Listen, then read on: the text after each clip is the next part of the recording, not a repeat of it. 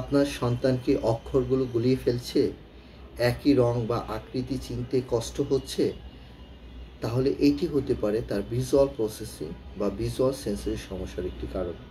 জি, আপনার শিশু যদি কালার না চিনে, কালার সেন্সটা যদি ডেভেলপ না করে, তার ঠিকমতো যদি সে শেপগুলো বুঝতে না পারে এবং সে যদি অক্ষরগুলো না চিনে, উল্টা করে দিলে বা বিভিন্ন রিভার্স করে দিলে সে যদি বুঝতে না পারে বা অক্ষরগুলোর পজিশন সেন্সগুলো যদি সে না বুঝে, তাহলে ধরে নিতে হবে তার ভিজুয়াল প্রসেসিং বা ভিজুয়াল সেন্সরি সিস্টেমে দুর্বলতা আছে।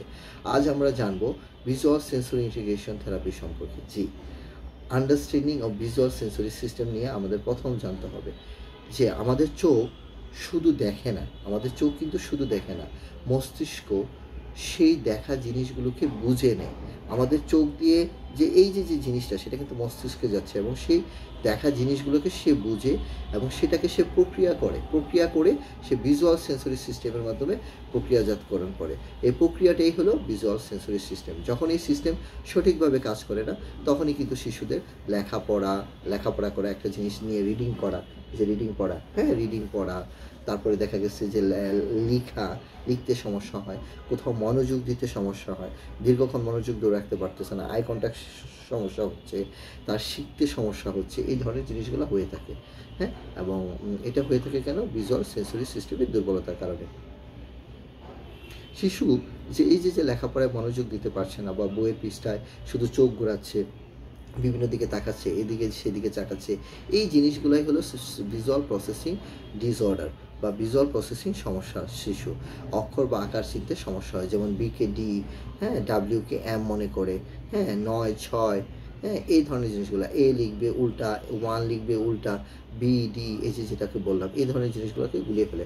তথ্য খুঁজে বের করতে সমস্যা, একটা রিডিং করতেছে, এক লাইন পড়ে বাকি লাইনটা না পড়ে আরেকটা লাইনে চলে যাচ্ছে, হ্যাঁ এই ধরনের জিনিসগুলো হয়। ড্র করতেছে, শুধু এক পাশে ড্র করতেছে, আরেক পাশে ড্র করতে পারতেছে না, সে বুঝতেছে না। হ্যাঁ ম্যাচিং করতেছে, ম্যাচিং করতে পারতেছে না, ম্যাচিংয়ে জামা কাপড় পরতেছে, এক পাশে জামা পরতেছে, আরেক পাশে পরতে পারতেছে না, এক পা নিয়ে ইয়া করতেছে। তো এই ধরনের জিনিসগুলো, লেখাপড়ায় রং মেলানো, তথ্য খুঁজে পাওয়া, এইগুলাতে যে সমস্যাগুলো হচ্ছে সেগুলো কিন্তু visual processing disorder. Visual avoiding versus visual seeker. কিছু বাচ্চা আছে ভিজুয়াল সেন্সরি স্টিমুলেশনটা অ্যাভয়েড করে, কিছু বাচ্চা আছে ভিজুয়াল সেন্সরি স্টিমুলেশন সিক করে। কীভাবে? যেমন ভিজুয়াল অ্যাভয়েডার শিশুরা সবসময় কিন্তু চোখ ঘুরিয়ে নিচ্ছে, তারা আলো পছন্দ করছে না, আলুর দিকে তারা সরাসরিভাবে ইয়া করে না, সবসময় চোখ ঘুরিয়ে নিবে। আর ভিজুয়াল সিকার বাচ্চারা লাইটিং জাতীয় জিনিস খুব পছন্দ করবে, লাইটিং, আলো, এগুলো তারা খুব পছন্দ করবে, এগুলোর প্রতি তারা খুব দ্রুত আকর্ষিত হবে।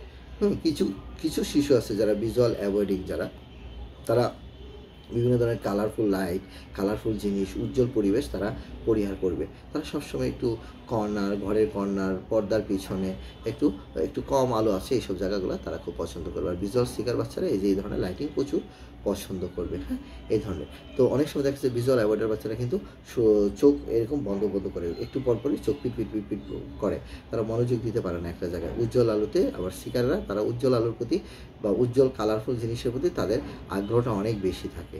জি, অনেক বেশি থাকে। চলুন দেখি যে কি করা যায় এই ধরনের শিশুদের জন্য। যদি আপনি দেখেন যে আপনার শিশুটা ভিজুয়াল অ্যাভয়েডিং শিশু হচ্ছে, তাহলে তার জন্য সবচেয়ে বেস্ট যেটা হলো ভিজুয়াল শিডিউল বানানো। যে আমি সবসময় বলি একটা রুটিন বানাতে হবে, রুটিনটা খুব ইম্পর্টেন্ট।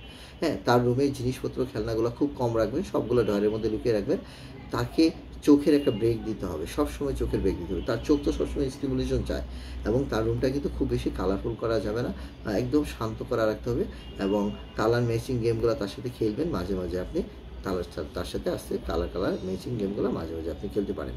ভিজুয়াল সিকার যে শিশুরা আছে তাদের সাথে আপনি ফ্ল্যাশ লাইট ইউজ করতে পারেন, রুম বন্ধ করে টর্চ লাইট দিয়ে খেলা করা, সেন্সরি বোতল বানাতে পারেন, একটা পানির মধ্যে কারচুপি পানি দিয়ে এইভাবে ঝাঁকুনি দিলে কারচুপিগুলো পড়বে, গ্লিটার যেটাকে বলি, সেগুলো দিয়ে আপনি খেলতে পারেন। তার সাথে ড্রয়িং এবং পেন্টিং করতে পারেন। হ্যাঁ, তার সাথে আলফাবেট, আই স্পাই গেম করতে পারেন। একটা অ্যালফাবেট দিলেন, অনেকগুলো অ্যালফাবেট দিলেন, নিচে খুঁজে বের করে কোথায় আসছে, এই ধরনের জিনিসগুলো। তারপর চাল ডালের মধ্যে আলাদা করা, এই ধরনের কাজগুলো আপনারা করতে পারেন চাইলে, হ্যাঁ, বালি দিয়ে খেলা, ইয়া দিয়ে খেলা।